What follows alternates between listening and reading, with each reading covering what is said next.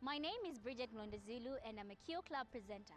I want to tell you about COVID-19 and what I know and what measures you should put in to be safe from this virus. So COVID-19 is a very deadly virus, and once you do not protect yourself and keep yourself healthy from it, you might end up having it and die. So one thing you should know is that you're not supposed to die from it. You have to boost yourself with having fruits, room temperature water, vegetables, and make sure that you exercise a little bit and be healthy like me. That was just a joke. But yes, be healthy and make sure your immune system is boosted up with a whole lot of healthy things that you need to get. So one thing you should know is that sanitize your hands, always use a mask. I just want to show you.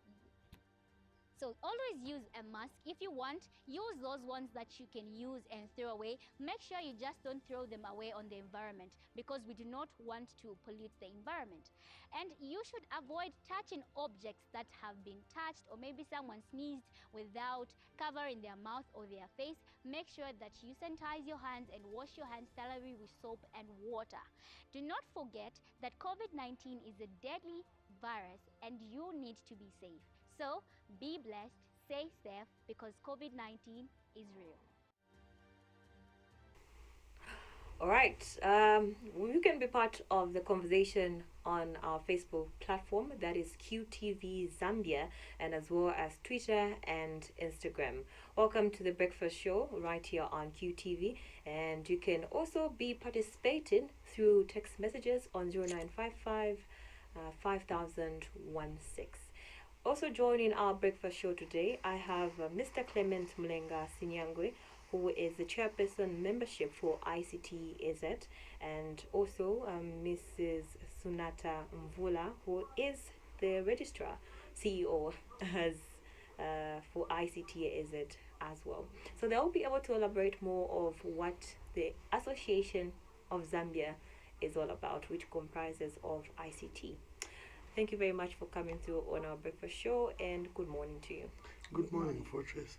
All right. So now, what does ICTAZ stand for, and what is your mandate? Well, ICTAZ stands for Informations and Communications Technology Association of Zambia. Okay.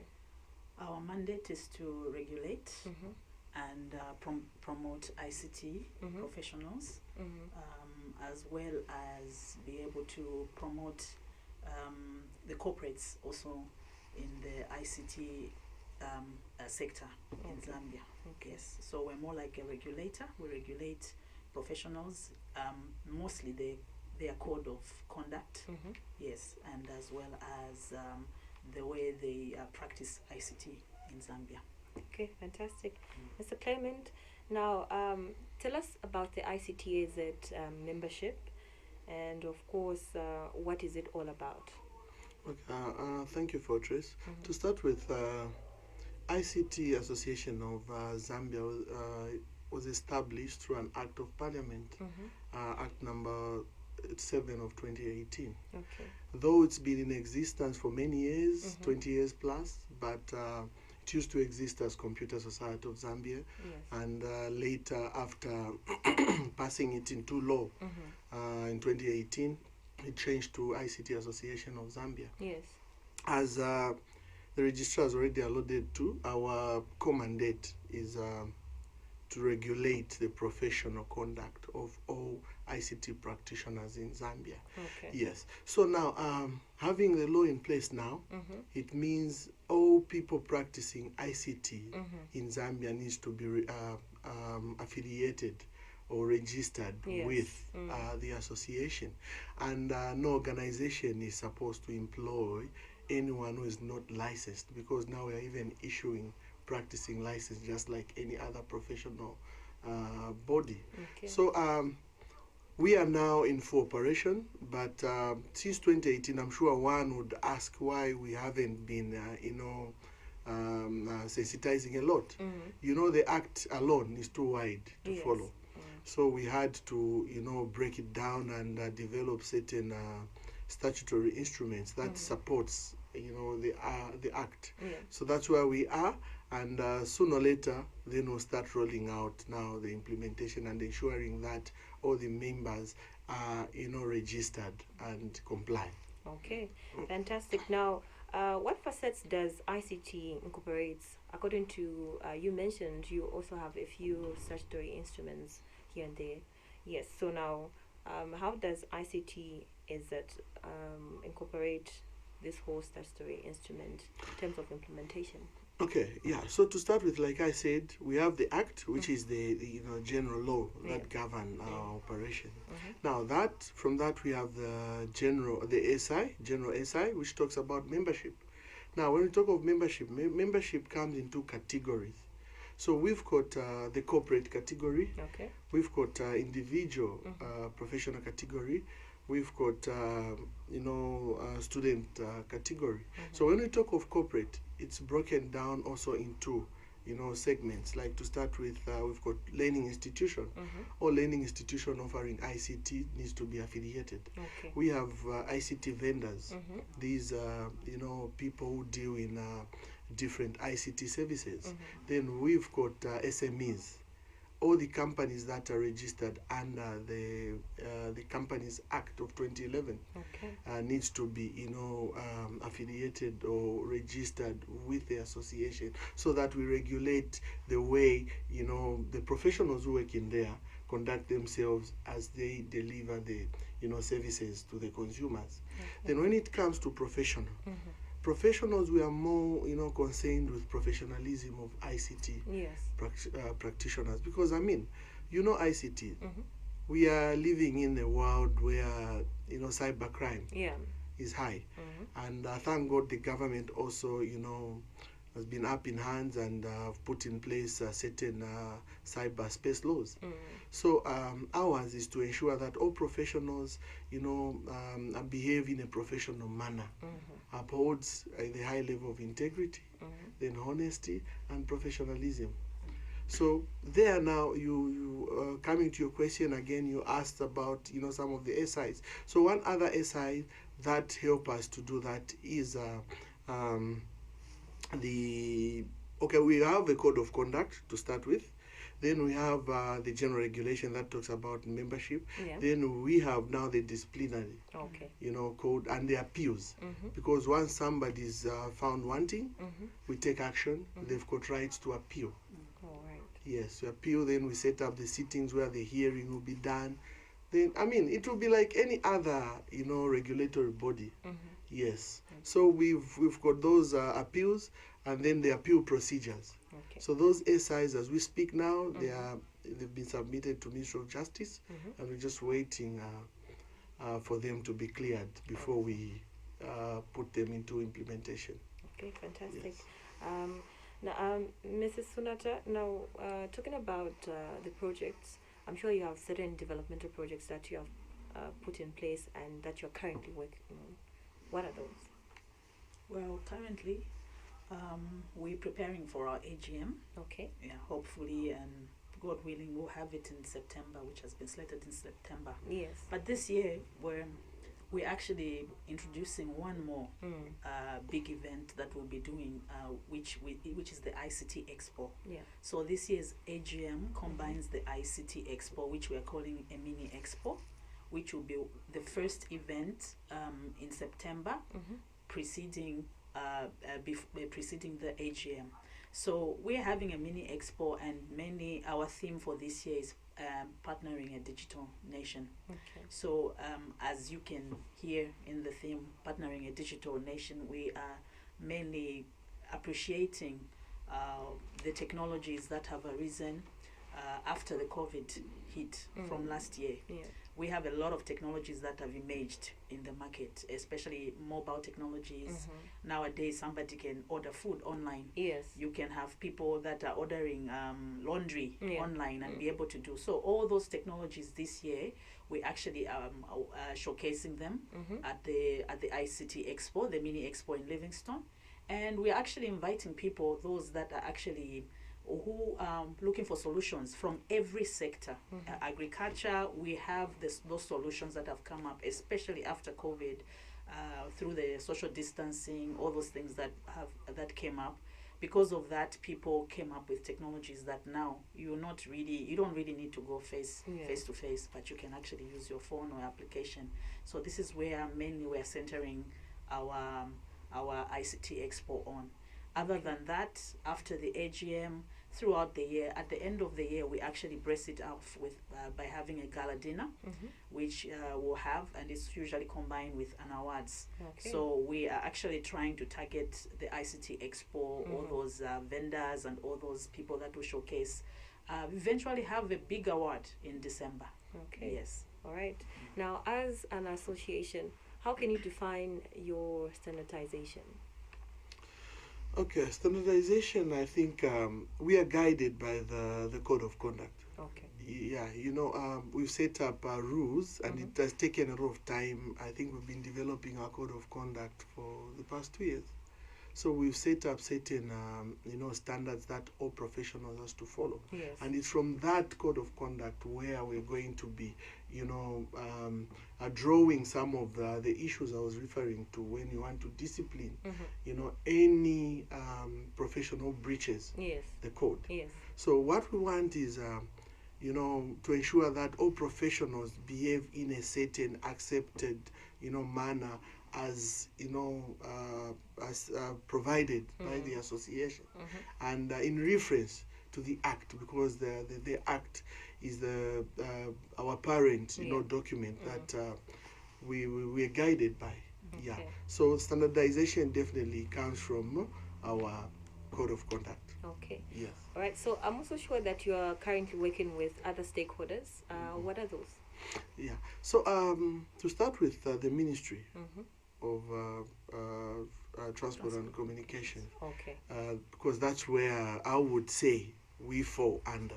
So that's the biggest partner that we have, and also all the people dealing in ICTs, such as vendors, learning institution, and remember I even mentioned the student category in the membership. So we are working close with learning institution, because we intend to expose the talents from these students. So we can only do that through partnering with learning institutions and the corporate world.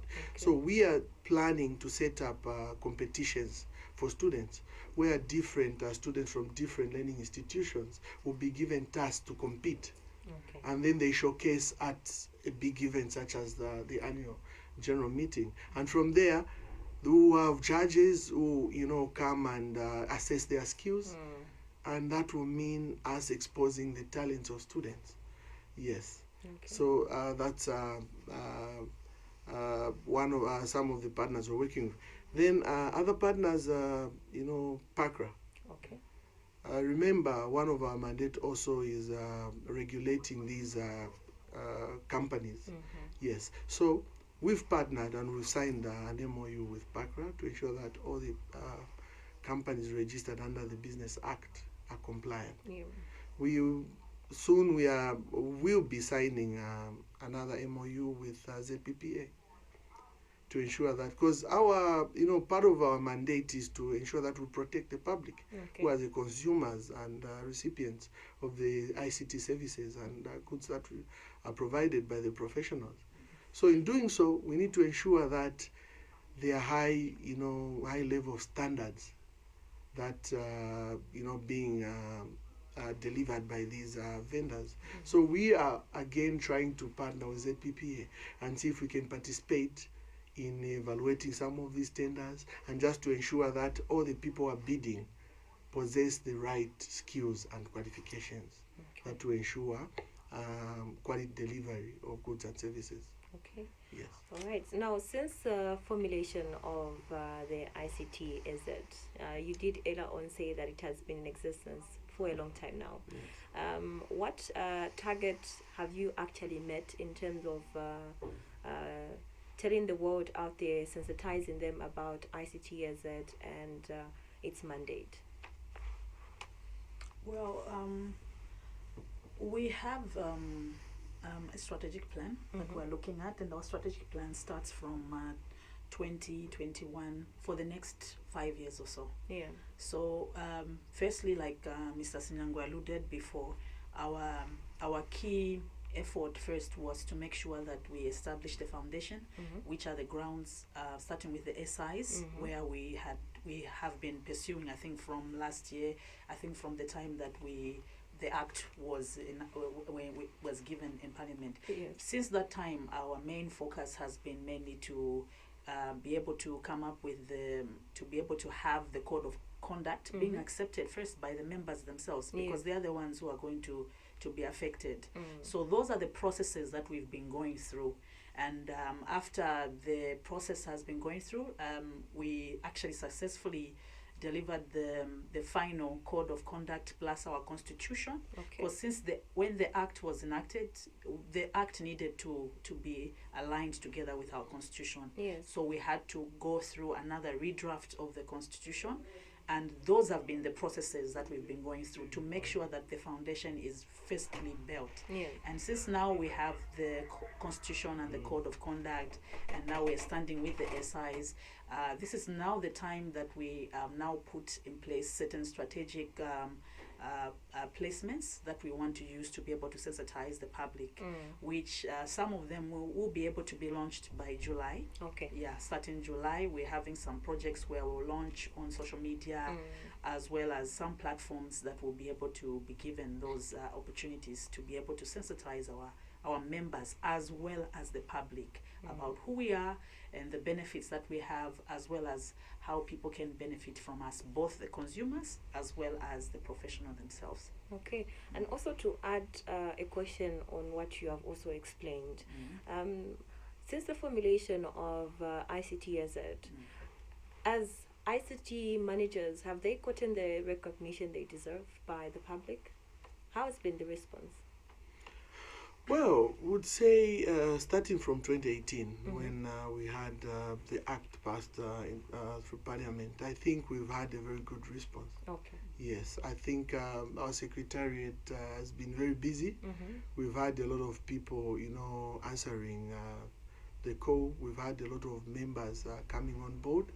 But I think, as you may understand, it's not easy and straightforward. You just have the act in place and you implement. Yes. Like we said, it's a roadmap. So we had a lot of things to do. We needed to put a lot of supporting documents in place. So I think some of the members could be wondering to say, oh, we have the act, what next? Yes. So we haven't been sleeping, but we haven't been working hard.